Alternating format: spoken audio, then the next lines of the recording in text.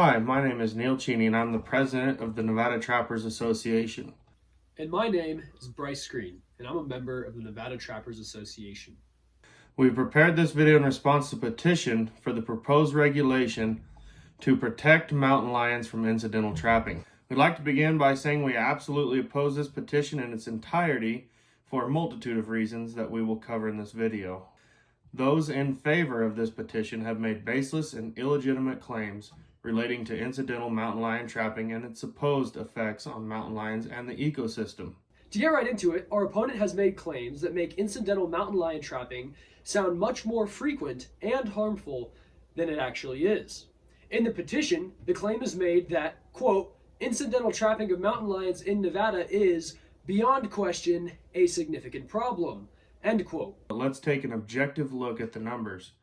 When looking at non-target data provided to us by the Nevada Department of Wildlife, it clearly states that in Nevada, on any given day for all traps in the ground, there is a 0.00038% chance that a mountain lion gets caught. Right off the bat, that statistic makes you wonder. Our opposition makes it sound as if you are extremely likely to catch a mountain lion, and then on top of that, you are extremely likely to walk up on a trap with a dead or heavily injured mountain lion. We as ambassadors of the Nevada Trappers Association cannot express how untrue this is. I myself have been trapping for 5 years, running roughly 50 to 70 traps all season, and I have never caught a lion. The opposition in their petition made many interesting claims, such as, quote, the mountain lion is a premier keystone species, enriching ecosystems at levels far exceeding its relative rarity in the food web. Selecting the sick and the weak, lions contribute to a strengthening of ungulate herds. They then go on to say, quote, when a mountain lion makes a kill, a vast array of other organisms benefit, and most interestingly they say, quote, preventing or reducing incidental trapping of lions would not only help protect the integrity of our ecosystems, but it might add a layer of protection for the safety of domestic livestock, pets, and human encounters as well, end quote. In simple terms, this statement says that more mountain lions is better for domestic livestock, pets, humans, and Nevada wildlife. These statements directly contradict not only what we know to be true as residents of rural Nevada who have faced the negative effects of sharing a habitat with mountain lions, but it also directly contradicts the Nevada Department of Wildlife Predator Management Plan. A couple years ago, I was setting some traps on opening day of trapping season, and I came across a gentleman in a truck with 8 hounds in the truck bed. During a short conversation, he informed me that he was contracted by the Nevada Department of Wildlife to trap and kill or collar mountain lions all over the state. As a new trapper at the time, this statement was interesting to me because as individual citizens, we're not allowed to harvest the mountain lions that do end up in our traps, but the government is paying individuals to trap and kill them. This led me to do some research into the Nevada Predator Management Plan.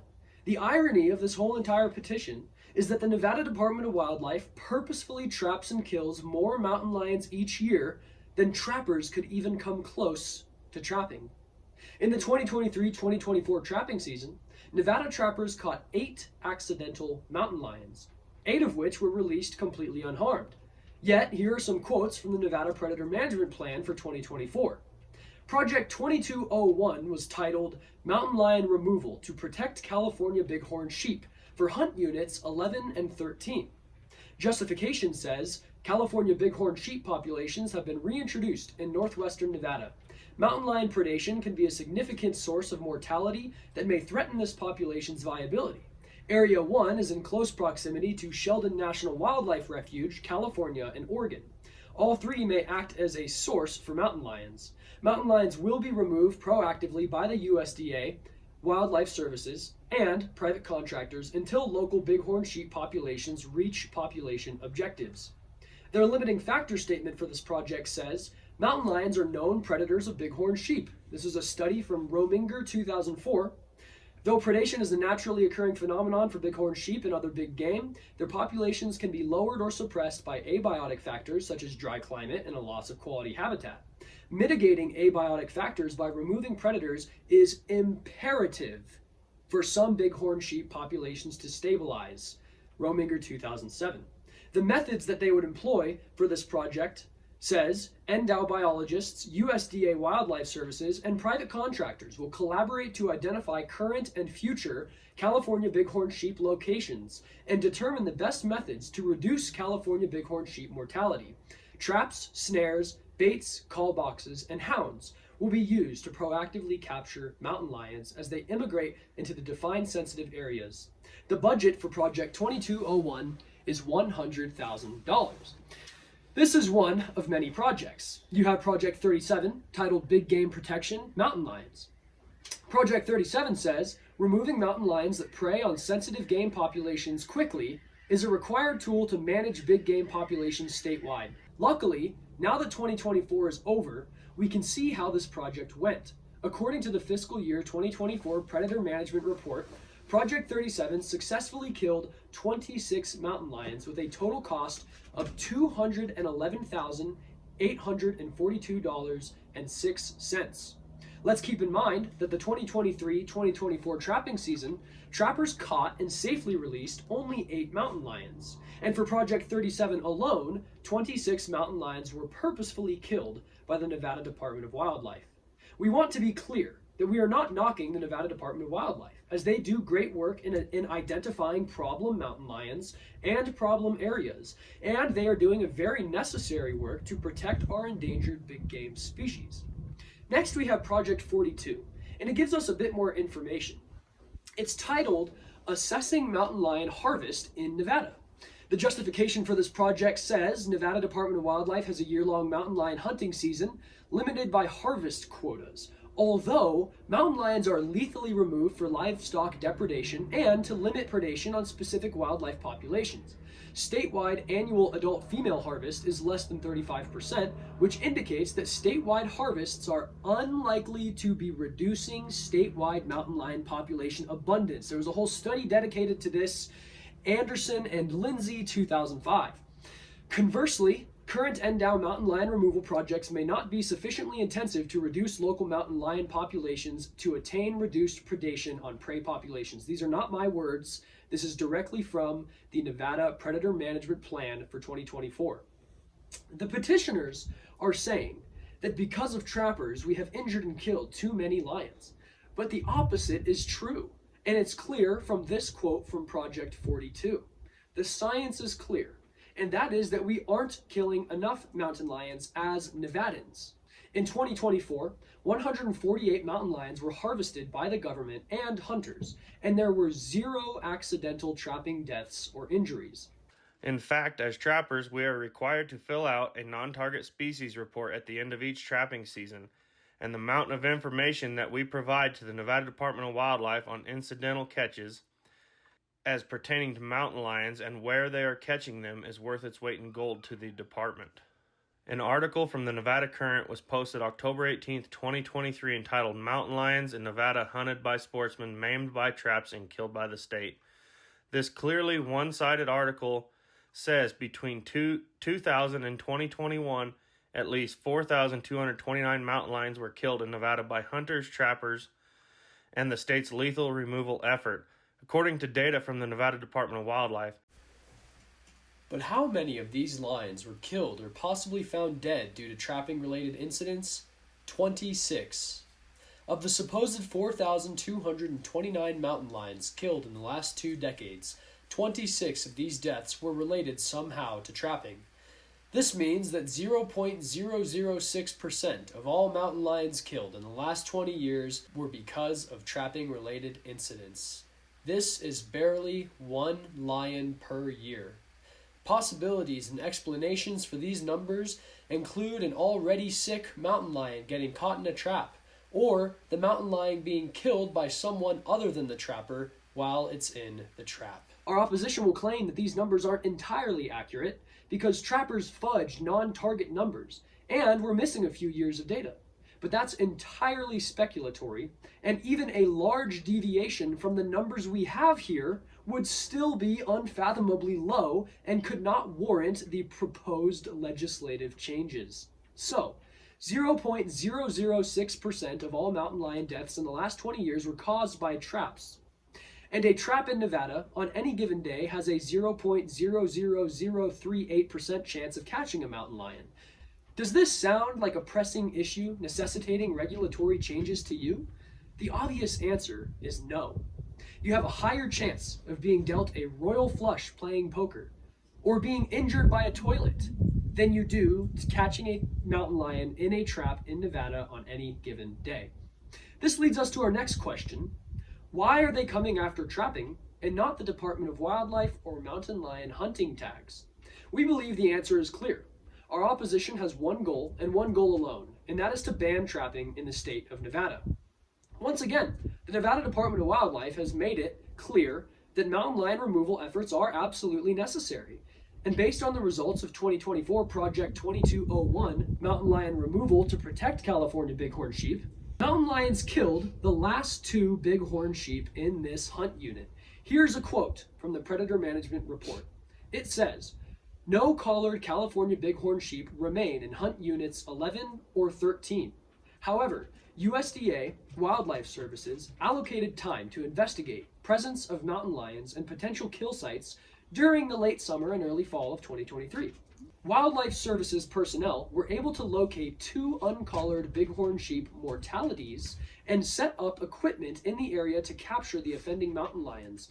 The equipment was set until upland game seasons began in October and then pulled.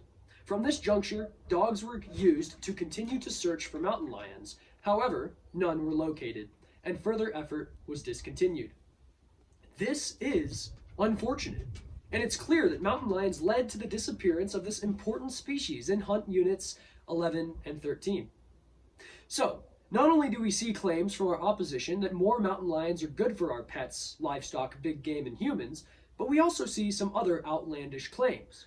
The opposition in their petition claimed, quote, "Removing lions from the landscape may be removing one of nature's most effective checks against this significant and deadly disease of the deer family, chronic wasting disease." Then they go on to claim that chronic wasting disease in deer may have human implications as well. A simple Google search proves that there hasn't been a single report of chronic wasting disease in Nevada.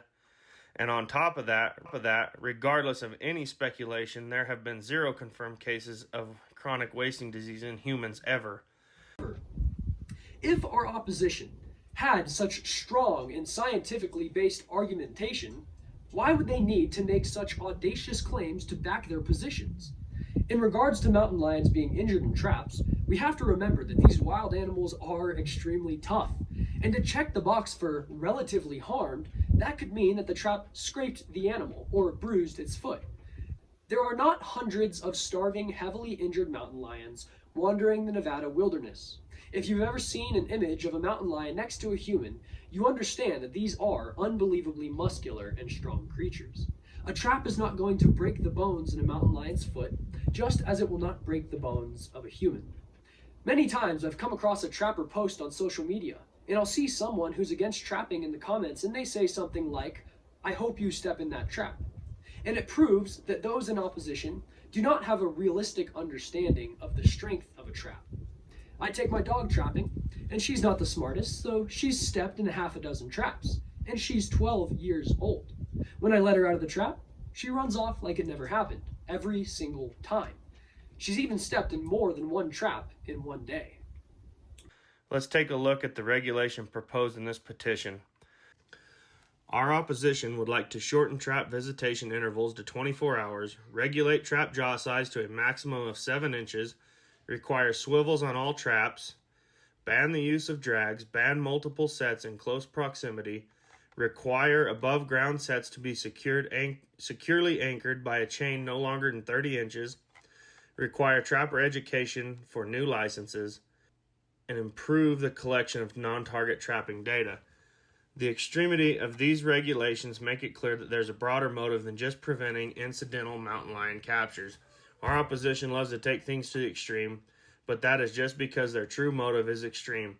There is and always has been a clear desire to completely ban trapping in the state of Nevada, just as they have done in some of our neighboring states. After failing in the past to outright ban trapping, they realized that they needed to chip away at our trapping rights one by one. Hence, you have a clearly unjustified call for highly restrictive changes to our trapping regulations, but we will still rebuke the effectiveness of these proposed changes.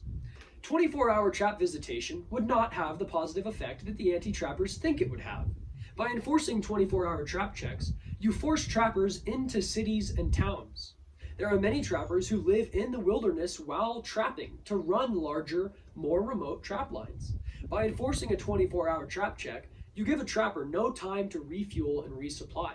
You give a trapper no time or ability to deal with the uncontrollables, such as vehicle issues, illness, getting stuck in mud or snow, family emergencies, or weather. You turn the honest man into a criminal because he can't make it to his trap in 24 hours because of a circumstance that is out of his control. Most notably, by forcing trappers to trap extremely close to where they live, you overharvest local fur bearers and increase social interactions on the trap line, which is something nobody wants.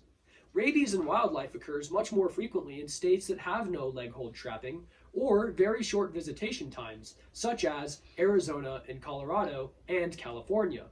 The 24-hour trap check discriminates against the working trapper that takes a weekday off to trap, myself included. It also discriminates against those who supplement their income with fur trapping. On top of that, the 96-hour trap check is a framework, not a requirement. Many animals and situations lend themselves to shorter times. We are not Iowa, where trappers drive on flat country roads and trap right-of-way ditches and cornfields. It is impossible for an animal to be in a trap for 96 hours. The animal would have to be waiting to step into the trap the moment that trapper walks away. Statistically, the animal is more likely to spend much less time in the trap because of their nocturnal schedule and tendency to stay away from human scent until that scent fades away. Anti-trappers would have you believe that every animal is in the trap for 96 hours, but this is simply untrue. 24 to 48-hour trap check states are predominantly private land states where traps are behind locked gates and frequently checked by the landowner. Nevada is simply not that. With over 81% of our state being public land, trappers enjoy remote trapping and long trap lines, which ensures that we don't overtrap areas close to home. We have had at least 7 other visitation bills in previous petitions and legislatures, and every single time the bill was soundly defeated once the facts were heard. Regulating trap jaw size to a maximum of 7 inches, requiring swivels, banning drags, banning close sets, maximum chain length is all just fluff. Almost every trapper we know is running MB550s for bobcats, or a trap with a very similar jaw size, which has a draw spread of 5.5 inches. I don't know of anyone running traps over 7-inch draw spread. But regardless, this is all pointless regulation that exists solely to heavily limit the trapper. None of this regulation will prevent the catching of a mountain lion, but as we've established, the numbers are so unbelievably low that creating legislation on this makes no logical sense at all. Trapping is managed extremely well in the state of Nevada, and any added regulation is simply speculatory ineffectiveness and would exist solely to inconvenience the trapper and discourage trapping in general. We encourage you to fight against and vote against this misleading and unwarranted call to ban and or regulate trapping in the beautiful state of Nevada.